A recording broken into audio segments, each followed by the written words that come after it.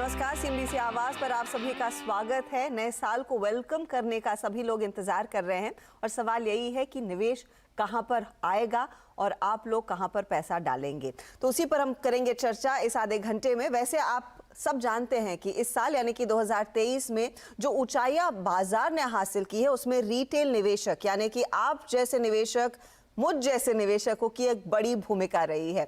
Mutual fund में लोग जमकर निवेश करते आए हैं जो किसी क्रांति से कम नहीं है। आज भारतीय म्यूचुअल फंड इंडस्ट्री करीब 50 लाख करोड़ का एसेट अंडर मैनेजमेंट हैंडल कर रही है। इतना पैसा इनके पास है। 2023 में नवंबर तक के जो आंकड़े हमारे सामने हैं 1.66 लाख करोड़ यानी कि 1.5 लाख करोड़ से ज्यादा का निवेश SIPs के जरिए ही आया है और ये लग रहा है कि SIP का ये जोरदार जो लहर बाजार में दिखी है ये अगले साल भी जारी रहेगी। 2024 का इस साल क्या लेकर आएगा? खास तौर से आम निवेशक जो SIP के रूट से ही बाजार में कुछ पैसा लगाते आए हैं अपने लॉन्ग टर्म के भविष्य को और मजबूत करने के लिए। और ये जो पैसा म्यूचुअल फंड इंडस्ट्री के हाथ लग रहा है इसका कितना बड़ा हिस्सा इक्विटीज में आएगा, कितना डेट में जाएगा, कहां पर मौके हैं, क्या थीम्स उभर कर आएंगी, इसी पर हम करेंगे बातचीत। नमस्कार, मैं हूं हर्षदा और आज मेरे साथ हैं कोटक AMC के MD और CEO Nilesh Shah, Edelweiss asset management की MD और CEO राधिका गुप्ता और मनीष गुनवानी जो हेड ऑफ एक्विटीज है बंधन AMC के। आप तीनों का ही स्वागत है। मुझे आज जब 2023 की हम बात कर रहे थे और इसी तरह की चर्चा जब 2022 में हमने की थी तब सब लोग कह रहे थे देखिए 2023 में ज्यादा कुछ उम्मीद ना करें, सिंगल डिजिट रिटर्न्स आ जाएंगे तो उससे भी खुश रहना पड़ेगा। लेकिन आज हम बैठे हैं नियरली 16% प्लस के रिटर्न्स पर जो आपको इंडेक्स नहीं दिए हैं, ये दिग्गज कंपनियों के इंडेक्स ने दिए हैं। स्मॉल कैप्स में तो और जोश, मिड कैप्स में तो और भी रौनक देखी गई है। नीलेश जी, तो 2024 में एक्सपेक्टेशन बड़ी रखें या फिर छोटी कर ले अभी इस उम्मीद में कि उम्मीद से ज्यादा मिलेगा? हर्षदा, एक तो हमने पिछले साल गलत अंदाजा लगाया था, उसके बाद भी आज आपने हमें बुलाया, उसके लिए आपका शुक्रगुजार हूं। एंड हम हमेशा कंसिस्टेंट ट्रैक रिकॉर्ड में मानते हैं, तो मुझे नहीं लगता है कि मैं अगले साल मार्केट में क्या होने वाला है रिटर्न पॉइंट ऑफ व्यू से वो प्रिडिक्ट कर पाऊंगा। On a serious note, market कहां पे जाएगा ये कहना मुश्किल है। आप इक्विटी में एक साल के लिए निवेश नहीं करते, जैसे जैसे घटनाएं बनती हैं वैसे वैसे मार्केट ऊपर नीचे होता रहेगा। हाँ, ये अंदाजा जरूर लगा सकते हैं कि अगले साल 2024 में जो इस साल हमने लार्ज, मिड और स्मॉल कैप के रिटर्न में गैप देखा, उतना बड़ा गैप देखने को नहीं मिलेगा। दूसरा, ये हो सकता है कि रिटर्न्स थोड़े मॉडरेट हो जाए compare to this year. Last year भी वैसा लगता था एंड हम गलत गए थे, बट इसलिए इस बार दोहरा रहे हैं कि रिटर्न की एक्सपेक्टेशन मॉडरेट कर दीजिए। हर साल मार्केट जैसा हमने स्मॉल कैप में देखा वैसा रिटर्न नहीं दे सकती। वैल्यूएशन अभी फुल्ली प्राइस्ड है, तो रिटर्न एक्सपेक्टेशंस मॉडरेट करके निवेश करिए और मार्केट के उतार चढ़ाव को अपने साथ लीजिए। राधिका जी, आपकी अप्रोच क्या रहेगी कंसिडरिंग बड़े पैमाने पर निवेशकों का पैसा आया और वो नंबर्स सामने हैं? हर महीने रिकॉर्ड ब्रेकिंग हमने देखा है वो फंड फ्लो। तो जब बीच में एक मार्केट में करेक्शन आया था तब भी लोगों ने पैसा डालना कम नहीं किया। ये जो तेजी आई है वो लार्जली रिटेल निवेशकों की तरफ से ही जो कम पैसा कमिट हुआ है उसके बल पर आई है। तो जो नया निवेशक इस समय जुड़ रहा है, नीलेश भाई सही कहते हैं कि आप थोड़ी सी कम उम्मीद लेकर आएंगे तो आपको बड़ा फल मिलेगा, तो उसमें और मजा आता है। एक्सपेक्टेशन को कैसे टेम्पर करें और कहां पर करें?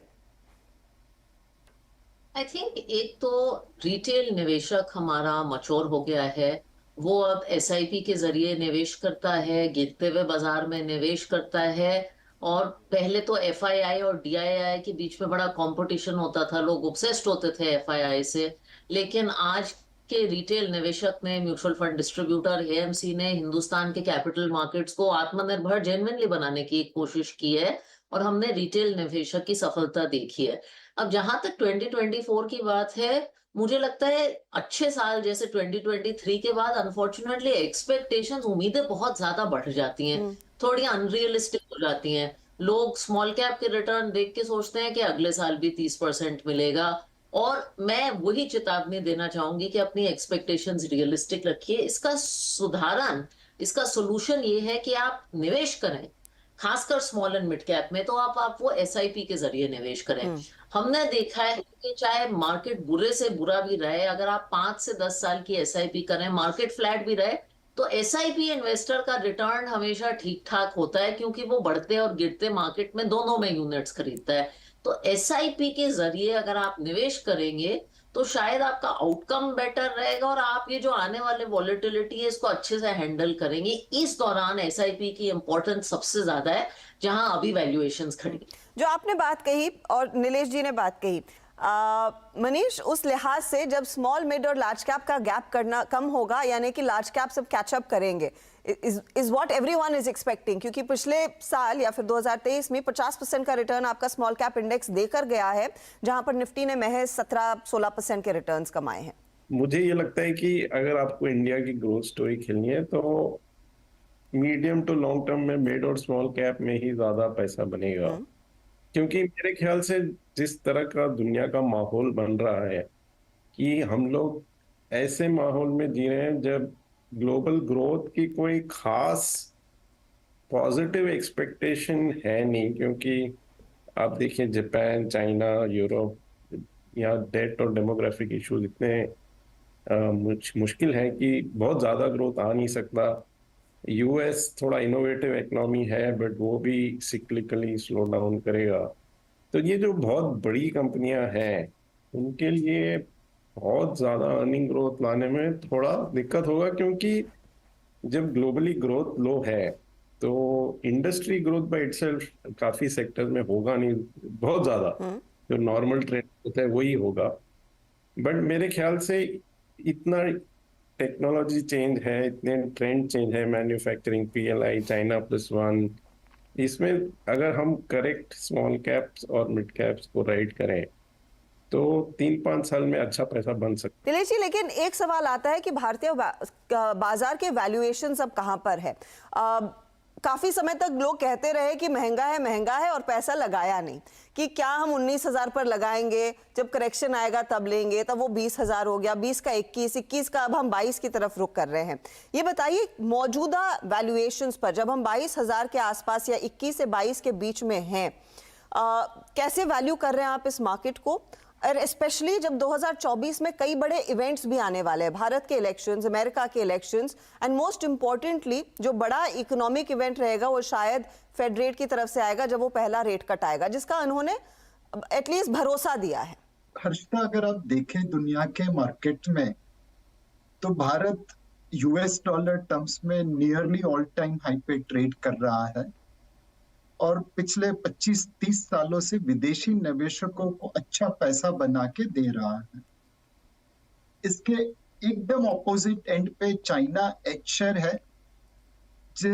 जिसने यूएस डॉलर टर्म्स में 1993 से लेके आज तक 30 सालों में विदेशी निवेशकों को कुछ पैसा बना के नहीं दिया।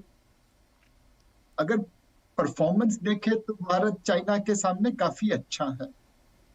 अब वैल्यूएशन देखे तो भारत चाइना एच के वैल्यूएशन से 3 गुना ट्रेड हो रहा है। वैल्यूएशन वाइज चाइना सस्ता दिखता है बट 30 साल से उस ट्रेड में पैसे नहीं बने। वैल्यूएशन वाइज भारत महंगा दिखता है बट हर साल पैसे बन रहे हैं। अब निवेशक इस चीज को कैसे देखेंगे? एक है कि भाई सोना तो सोने के दाम पे ही मिलेगा, पित्तल के दाम पे तो नहीं मिलेगा। दूसरा है कि कौन से देश में फ्यूचर पोटेंशियल और अच्छी लगती है। यह निर्विवाद है कि चाइनीज ग्रोथ स्लो हो रहा है और भारत का ग्रोथ रफ्तार पकड़ रहा है। तो मेरे हिसाब से एज अ कंट्री जब तक हम लोगों को 3G दे पाए, पहला जी ग्रोथ का, हमारी अर्निंग्स ग्रोथ दुनिया के बाकी देशों के बराबर अच्छी रहनी चाहिए, जैसे हमने पिछले 3-4 सालों में देखा है। दूसरा गवर्नेंस स्टैंडर्ड, हमारा गवर्नेंस बाकी देशों के सामने अच्छा होना चाहिए। यहाँ पे जो पैसा निवेश करेंगे उनकी हम कद्र करेंगे, उसे रिस्पेक्ट मिलेगा। और तीसरी चीज जो हमारा ग्रोथ मॉडल है वो ग्रीन होना चाहिए। चाइना आज दुनिया का सबसे बड़ा कार्बन एमिटर है। पर कैपिटा टर्म्स में भी चाइना की कार्बन एमिशन काफी ज्यादा है। भारत आज दुनिया की 5वीं बड़ी अर्थव्यवस्था बना, लेकिन पर कैपिटा कार्बन एमिशन आज भी काफी कम है। तो जब तक हम ये 3G डिलीवर कर पाए, ग्रोथ, गवर्नेंस और ग्रीन, तब तक मुझे लगता है कि निवेशक भारत को सोना समझ के सोने के दाम पे खरीदते रहेंगे और बाकी देश पित्तल या स्टील के दाम पे बिकते रहेंगे। तो अगर इस सोने पर अब कुछ हीरा जड़ना है, एक सॉलिटेयर लगाना है, तो फिर वो कौन लगाएगा? अब तक तो जो भी एक्शन हुआ है राधिका जी, ये सारे रिटेल निवेशक और डोमेस्टिक इंस्टीट्यूशन के पैसे पर ही बना है। अब क्या FIIs की तरफ से वो क्राउनिंग आएगी, वही लेकर आएंगे क्या कोहिनूर भारतीय बाजार में? Kohinoor is our domestic ownership, क्योंकि FII आता जाता रहता है, हमने ये बहुत बार देखा है। अच्छे मौसम में आता है, बुरे मौसम में चला जाता है। डोमेस्टिक इन्वेस्टर का पैसा है, छोटा है, कंसिस्टेंट है और बढ़ता जा रहा है। तो सबसे पहले तो मैं कोहिनूर की बात करना चाहती हूँ। अब जहां तक FIIs की बात है, हम भी बहुत ग्लोबल इन्वेस्टर्स से बात करते हैं। आई डोंट थिंक मैंने आज जितना बुलिश एनवायरनमेंट है और जितना इंटरेस्ट फॉरेन इन्वेस्टर्स को हिंदुस्तान में है, वो पहले कभी नहीं देखा। आई थिंक दो तीन चीजों का कॉम्बिनेशन है। एक तो ग्रोथ ऑलरेडी देखिए, दूसरा लोगों को लगता है कि जो कॉर्पोरेट सेक्टर हमेशा से जाता था, पॉलिसीज भी उनके साथ एक मिश्रण, एक टॉप डाउन और बॉटम अप जो गवर्नमेंट कर रही है और जो कंपनीज चाहती हैं, उसका एक बहुत अच्छा मिश्रण हो रहा है। और तीसरा, आई थिंक नीलेश ने भी इसका जिक्र किया, भारत के अलावा कोई बहुत ज्यादा अच्छे ऑल्टरनेटिव्स नहीं है। तो मुझे लगता है FII का इंटरेस्ट बरकरार रहेगा। थोड़ा सा ये क्लैरिटी भी आई है US से इंटरेस्ट रेट कट्स की, क्योंकि जब बाहर विदेश में आपको बैंक में 5-6% मिल रहा है, तो आप इंडियन इक्विटीज में क्यों पैसा लगाएंगे, ये हम देखते हैं। जैसे इंटरेस्ट रेट्स कट होते जाएंगे, मुझे लगता है फॉरेन इंटरेस्ट इंडिया में बढ़ता जाएगा और डोमेस्टिक इंटरेस्ट उसके साथ बढ़ता जाएगा। तो ये दोनों, अब पहले भारत डोमेस्टिक लेग्स पे चल रहा था, अब दोनों लेग्स चले। कोहिनूर भारत ने विदेशियों को दिया है। विदेशियों यहाँ से आके कोहिनूर लेके जाते, कभी देके नहीं जाते। नहीं, Correct. एटलीस्ट कोहिनूर के भाव के का निवेश तक तो आ जाए अब, क्योंकि वो तो नदारत रहे हैं। जो भी खड़ा हुआ है मार्केट, वो भारतीय बल पर ही खड़ा हुआ है। तो क्या उनकी जरूरत है या नहीं, वो एक और डिबेट है। लेकिन यहाँ पर एक छोटा सा ब्रेक लूंगी। लेकिन इतने बड़े निवेश की बात हो रही, चाहे वो विदेशी पैसा हो या फिर भारतीय पैसा, रिटेल निवेशकों का पैसा, वो अब कहां पर लगेगा, किन सेक्टर्स में लगेगा, कहां पर रिटर्न्स ज्यादा बेहतर आते दिखाई देंगे, उस पर भी चर्चा करेंगे इस छोटे ब्रेक के बाद।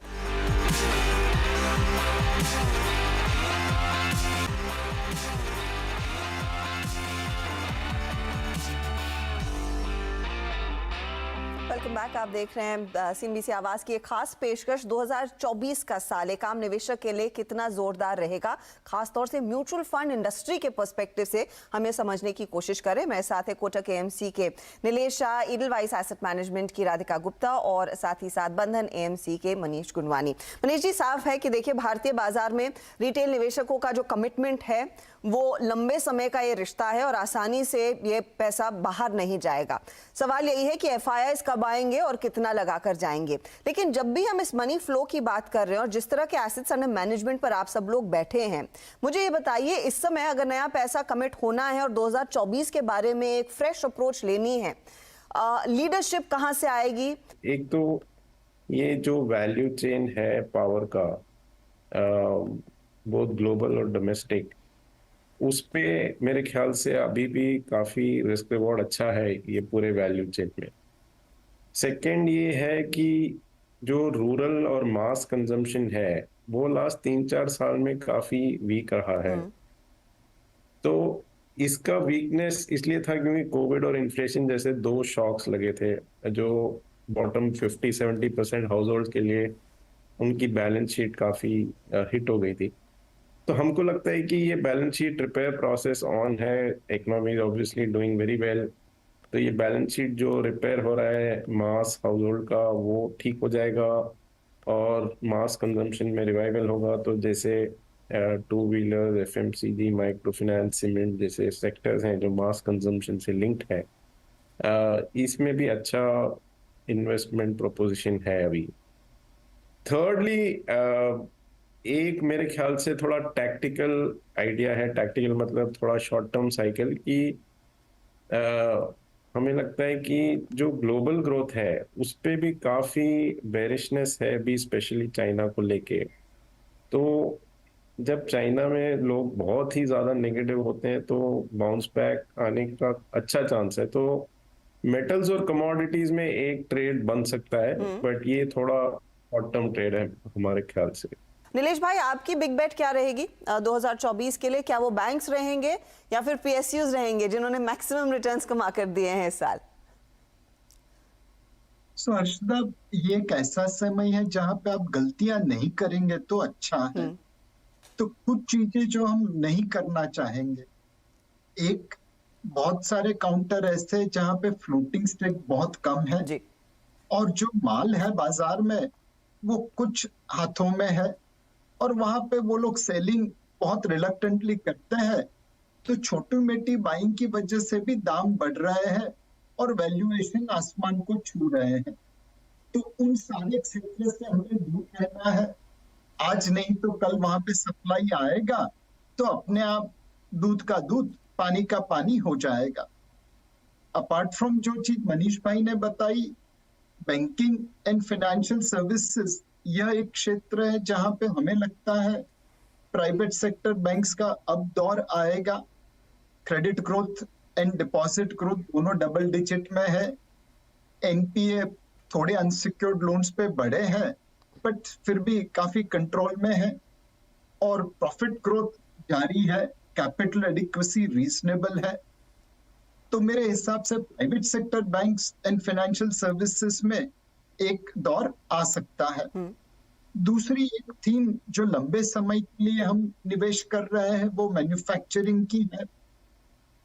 चाइना प्लस वन की वजह से कई क्षेत्र में कंपनीज अपनी सोर्सिंग रिक्वायरमेंट चाइना से दूसरे देशों में तब्दील कर रही है। कुछ कंपनीज भारत में भी आ रही है एंड ऐसी कंपनी जो भारत की मार्केट में बेचे और साथ में एक्सपोर्ट्स करे और ग्लोबल सप्लाई चेन का हिस्सा बन जाए, चाहे वो ग्लोबल सप्लाई चेन कंपनी अपनी पेरेंट कंपनी हो या उनके कॉन्ट्रैक्टर हो। बट मैन्युफैक्चरिंग एक ऐसी थीम है जहां पे हमने कुछ 5-10 सालों की तेजी आए ऐसा लगता है। तो apart from Manish mention, banking and manufacturing, ये दो थीम पे हम निवेश करेंगे। मैं आपसे एक अलग अंदाजे से सवाल पूछना चाहूंगी, क्योंकि आप एक एएमसी और बड़े पैमाने पर फंड्स को मैनेज कर रही है, लेकिन आजकल आप तो एंटरप्रेन्योर से भी बात करने लगी हैं। एक अलग किस्म के लोग जो होपफुली आगे जाकर लिस्ट भी होते हुए दिखाई देंगे। मुझे बताइए वो क्या टेक्सचर इस समय आपको दिख रहा है, चाहे वो कंजम्पशन थीम हो या फिर टेक्नोलॉजी में जो लोग निवेश कर रहे हैं at this point in time या फिर बिल्ड कर रहे हैं, और उससे अगर कुछ इन्फ्लुएंस लेना हो कि बाजार में फिर क्या चल सकता है? मेक इन इंडिया छोटे से छोटे बिजनेस से लेके बड़े से बड़े इलेक्ट्रॉनिक मैन्युफैक्चरिंग सर्विसेज बिजनेस में मेरे हिसाब से एक मल्टी डेकेडल थीम रहेगी। ये हमारे फंड्स में भी हम 3-4 साल से आई थिंक ओवरवेट हैं इस थीम पे, और मेरे हिसाब से वो कंटिन्यू होगा। जहां तक टेक्नोलॉजी की बात है, आई थिंक इंडियन आईटी का एक एवोल्यूशन हुआ है from basic BPO and outsourcing to hardware, और इवन अब आप देख रहे हैं एनालिटिक्स एंड एआई में काम हो रहा है। मुझे लगता है अगले साल शायद टेक्नोलॉजी एज अ सेक्टर, जहां लिस्टेड मार्केट्स देखें, वहां एक आपको टर्न अराउंड दिखेगा, क्योंकि वो एक ऐसा सेक्टर है जहां वैल्यूएशंस अभी उतनी नहीं भागी हैं। टेक्नोलॉजी 2023 में उतना नहीं कंट्रीब्यूट किया है, तो हम अपने फंड्स में वहां थोड़ा सा ओवरवेट हैं। तो ये थीम्स है। आई थिंक जहां तक छोटी कंपनियों की बात है, क्योंकि आपने वो सवाल पूछा है, आई थिंक हिंदुस्तान का मोस्ट ऑप्टिमिस्टिक प्लेस हिंदुस्तान का स्टार्टअप सेक्टर है, क्योंकि आप देखते हैं 20 से 25 साल के बच्चे, even from tier 3, forget tier 2, tier 3 and tier 4 India, जो टेक्नोलॉजी में, मैन्युफैक्चरिंग में, कंजम्पशन में अलग अलग सेगमेंट्स में बिजनेस बना रहे हैं, बनाना चाहते हैं, 50 से 100 करोड़ की सेल्स कर रहे हैं। और उम्मीद है कि कुछ कंपनीज लिस्टेड कंपनीज होंगी और अच्छे प्रॉफिटेबल बिजनेस मॉडल भी बनाएंगी। हमने जो भी निवेश की बात की और लार्जली रिटेल निवेश जो इक्विटी की तरफ जा रहा है उसकी बात कर रहे हैं। दूसरे एसेट क्लासेस और स्पेशली डेट में 2024 के लिए क्या खास आउटलुक रहेगा? सो हर्षदा, हमें लगता है कि फर्स्ट हाफ ऑफ 2024 में फेड ब्याज की दरों में कटौती करेगा। और मैंने कुछ समय पहले फेड के लिए कहा था कि वो ड्रंकन मास्टर है। जैकी चैन की एक बहुत पुरानी मूवी है ड्रंकन मास्टर करके, जहां पे वो दारू पी के कुंफू खेलते हैं, तो अनप्रेडिक्टेबल बिहेवियर होती है। फेड की बिहेवियर थोड़ी अनप्रेडिक्टेबल भले रहे, बट फर्स्ट हाफ ऑफ 2024 में वो ब्याज की दरें काटेंगे और उसके लिए फिर भारतीय रिजर्व बैंक भी ब्याज की दरें काटने की उसके बाद सोचेगा। तो आज जो 10 ईयर यील्ड 7% प्लस समथिंग है, वह अगले साल इसी समय 6% प्लस समथिंग होने की बहुत अच्छी अपॉर्चुनिटी है। तो इस समय डेट में आप सबसे बड़ा ड्यूरेशन वाला फंड लेके बैठ सकते हैं। वहां पे चाहे इनिशियली थोड़ा ऊपर नीचे भले हो, but over a period of time open income के साथ साथ कैपिटल अप्रिसिएशन भी मिल जाएगा। तो सबसे बड़ा ड्यूरेशन वाला फंड लेके डेट में आप निवेश कर सकते हैं। तो डेट में भी मौका है, लेकिन बड़े मौके ऑफ कोर्स इक्विटी मार्केट्स में ही दिखाई देंगे, क्योंकि बड़े इवेंट्स लाइंड अप हैं 2024 के लिए। और मैं उम्मीद यही कर रही हूँ कि निवेशकों का जो SIP करने का सिलसिला है वो बरकरार रहेगा। बहुत बहुत शुक्रिया आप तीनों का हमारे लिए समय निकालने के लिए। It's always been a pleasure speaking to you. Wish you all the very best for 2024। Thank you. Thank you. Thank you. चलिए, इसी के साथ CNBC आवाज पर मैं भी आपसे लूंगी इजाजत। नमस्कार।